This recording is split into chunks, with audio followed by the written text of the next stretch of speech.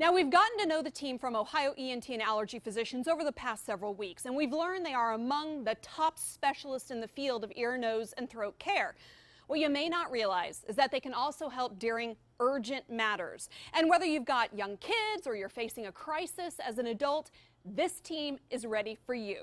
Dr. Daryl Willett is an ENT specialist with Ohio ENT. Welcome to the show, Dr. Willett. Thank you, Crystal. Thanks for giving me an opportunity to talk to your viewers today about urgent ENT matters. And this is the peak time of the year that we run into nosebleeds. We just came off of allergy season with that congestion and all that engorgement of blood in your nose. Now we're going to segue into viruses and flu, which also causes congestion. And then to add insult to injury, we're going to turn the heat up in our house, which is going to dry our nose up and cause the little tiny blood vessels in our nose to crack and bleed. To try and prevent that, try and keep your nose moist in the winter. Use a little saline. Put a little Vaseline or Neosporin on your nose. The septum. That'll help prevent it from cracking and bleeding. But what do you do if it actually starts bleeding? I always get a kick out of those patients that come in with an ice pack on the back of their neck thinking that that's going to stop a nosebleed. It won't. Or if they're pinching the top of their nose here, that's not going to do it either. Right here in the front, and you want to pinch your nose real nice and tight right there, hard enough that your fingernails turn white, and hold it for 10 minutes, leaning forward. Don't tip your head back. You'll be drinking the blood. I've been doing it all wrong. No, we're going to tell you that's the right way to do it is just 10 minutes, hold it, and if it continues to be a problem, then you come and see us. Now, for the younger population, the healthy patients, come to the office. We'd rather take care of it in the office. But then we've got the older patients with high blood pressure, medical issues, maybe they have some sleep apnea and they're on some blood thinners. Those patients probably should go straight to the hospital, and we'll take care of them then. Now, we have all different kind of ways to take care of nosebleeds. We can use chemical cauterization in the office. We can electrocauterize them. But every once in a while, we have to put a little balloon in a patient's nose. And this balloon actually has two purposes. One is it has a chemical to help coagulate the blood.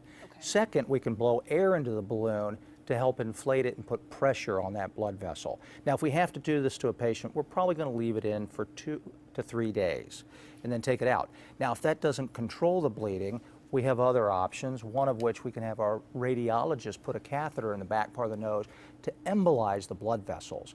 Or, last resort, we do surgery on the patients to control their nosebleed. Now, as a mom, I'm wondering, how do I know when to bring my son in? How do I know if it's a big deal? Well, if it's a young child, 1 or 2 nosebleeds, probably not an issue. But if it becomes a recurrent problem or it's a bloodbath in the bedroom in the middle of the night, yeah, you probably ought to just bring the child in. Let us take a look.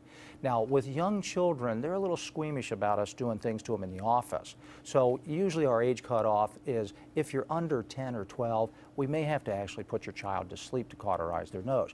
Very safe, very simple. They could be back to school the next day. Now let's talk about the next topic, kids and foreign bodies. Walk us through this one, if you don't mind. Kids are very excitable. They love to jump. And unfortunately, they like to jump when they're eating. And so when your child is eating, please encourage them to sit and relax. Otherwise, you'll find that they start coughing and aspirating and choking.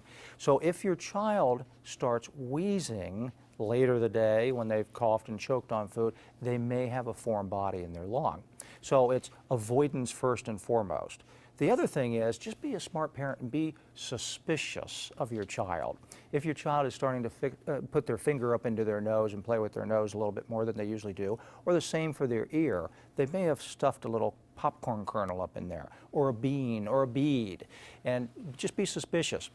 If your child has drainage coming from one nostril, you have to think, well, typically a cold would have drainage in both nostrils. So just be aware of that and let us help you out. Your pediatrician can take a look up in there, then we can see you, but try not to dig out foreign bodies on your own because you may hurt the child or make them scared of us doing it.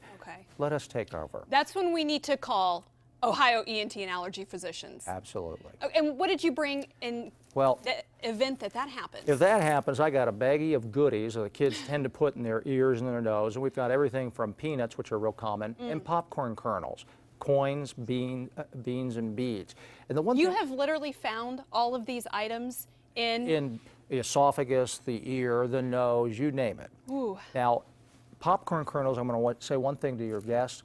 If you're going to make popcorn for your child, please take out the unpopped kernels from the bottom of the bowl, because kids love to take those, put them in their mouth, put them in their ear, and then they aspirate them or stick them in their nose. That And I is have very personal experience. My son put one in his nose. Oh, that's very dangerous. Yes. Dr. Willett, this is phenomenal advice, and as a mom, I'm particularly appreciative for it. And if you have any more questions or you want to make an appointment, the contact information is on the screen for Ohio ENT and Allergy physicians. Thank you so much. Thank you for having me.